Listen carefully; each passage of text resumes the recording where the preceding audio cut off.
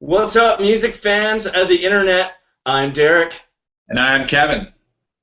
and we're last week's album. We're talking about good music. But before we start talking about good music, we're going to start things off like we always do, drinking a beer. Cheers, Kevin, everyone at home. Cheers, Derek, and everyone at home. And this week, we are talking about an album called The Balcony by a band called Catfish and the Bottlemen. And Catfish and the Bottlemen are a quartet out of Wales and England, although their members come from all over. I believe one of them is from Australia. And The Balcony is their full-length debut release. They've released some of the tracks on here on various EPs and singles and whatnot. And this was released in its full-length version in the UK in September 2014, but this just came out here in America. So we're going to be talking about, and I guess one last fun fact is the band's name actually came from the Australian member. When he was in Australia, he met a busker who was named Catfish the Bottleman. And the main reason I'm telling you that is because I wanted to say the word busker. So there you have it on background. Let's talk about what it sounds like. Kevin, what did you think?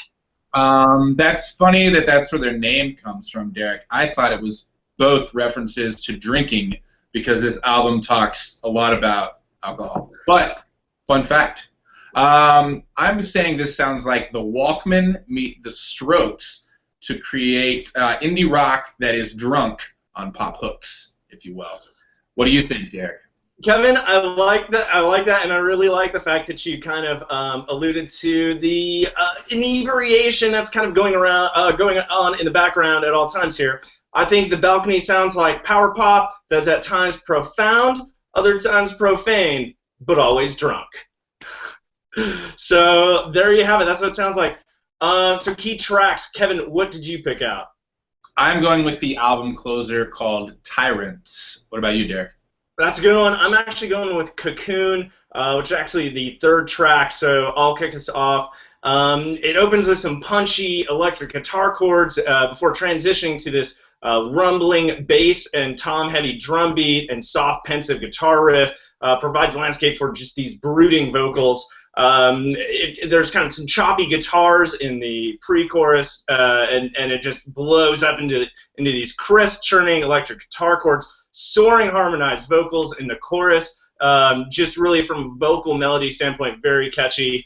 And towards the end, it kind of transitions to a screaming guitar solo before the tempo kind of seemingly cuts in half, really pushed by this bass drum heavy beat, and speeds up and soars out again. The lyrics I thought were pretty interesting. Tells the story of meeting someone at a bar, getting really hammered, and falling in love. I'm not sure if that's the order necessarily, but those things happen. Funny story. So I was listening to this. I wasn't really listening to the lyrics at first. I was just really captured by it.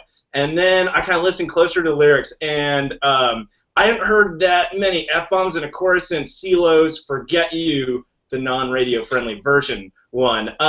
So I just really dug the energy and surprised by the lyrics, but at the same time, they did it very catchily, so it almost goes unnoticed if you just get wrapped up in the energy and emotion there. So I really dug it. Kevin, why don't you tell us about Tyrants?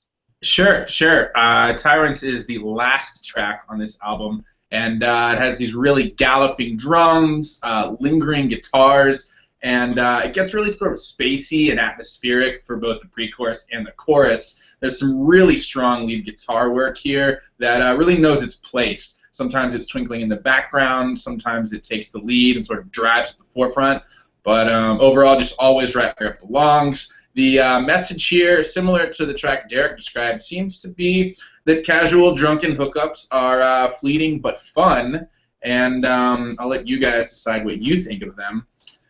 For me, though, this is the most expansive track on the album. It's a really nice break from the rest of this really tightly wound record.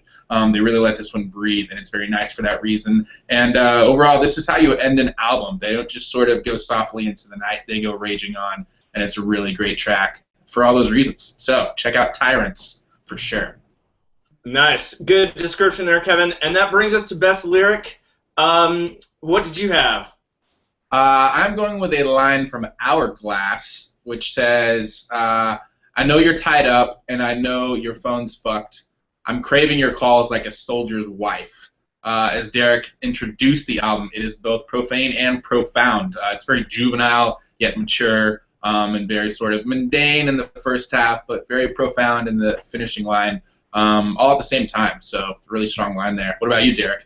Great, that's a great one. Yeah, that really piqued my intrigue when I heard that. But I'm actually going out with one from Fallout, which kind of based on the title itself, is maybe for the morning after some of those drunken hookups, if you will. And he says, "I'm sorry if I drove your matches to my clothes, but you know how I can get sometimes." So that was some of the more sophomoric, humorous side of things. But still, I thought it was very well delivered, and so just saying like, oh, you burned my clothes, like I drove, your matches to my, it's great. All right, so that brings us to overall rating. Kevin, I'm going to put you on the spot and make you go first. What did you think? All right, I'm going to go with a 3. I'll start with the cons, then move into pros. I didn't think there was a whole lot new about their sound. They sort of borrow a lot from their influences, which are great influences nonetheless. But that can make this album a little bit too familiar at times. It's pretty one-dimensional on theme, as Derek and I mentioned earlier, and as indicated by the cover. They really only sing about young love and lust, and it's usually fueled by chemicals. But on the pro side, for all the borrowing they do from their influences, they do deliver it with so much earnest energy that it almost feels new. So I've got to respect them for their conviction, and they do really have a knack for packing disparate melodies and movements into these really tight 3-minute tracks. So overall, a 3 out of 5. What do you think, Derek? Kevin, I'm agreeing with you. 3 out of 5 as well. It's kind of interesting. I think we have a lot of same pros and cons, although maybe not in those categories, if you will. High energy, obvious, I thought was great. Their sound, I think it could be a pro or a con, that you could feel the influences. I don't know if it was always, overly apparent or overbearing, but you could feel it, but at the same time, you're right, with the energy that they delivered it and conviction, it felt new, and so I think you could go either way on that. One thing I thought, I really like that you touched on in Tyrants, the closing track, where they really felt more expansive. So I thought one thing they could improve is changing volume levels, embracing the absence of sound. Because a lot of the first part of the album just sounded like it was constant sound. Not bad sound, just constant sound. And lastly, maybe expand the guitar sounds. I thought the guitar work was great. Hourglass was the only track to feature an acoustic guitar, which really, I thought, highlighted the harmonized vocals there, so maybe kind of finding ways to reorient some of the guitar sounds to kind of bring out some of those other things. But overall, for their first album, I thought this was really good, so really strong 3 for me. So there you have it from Kevin and I. We agree on a 3 out of 5, so it's a cumulative 6 out of 10. So go check these guys out, and this is their debut, so keep an eye on them in the future. That being said, don't forget to subscribe to us here at Last Week's Album, get a new review every week or so, or more than that. Who knows? We might go crazy. And until next time, tell us what you thought of this album, and check back again here at Last Week's Album, where we'll be talking about good music. Cheers. Cheers, guys. See you next week.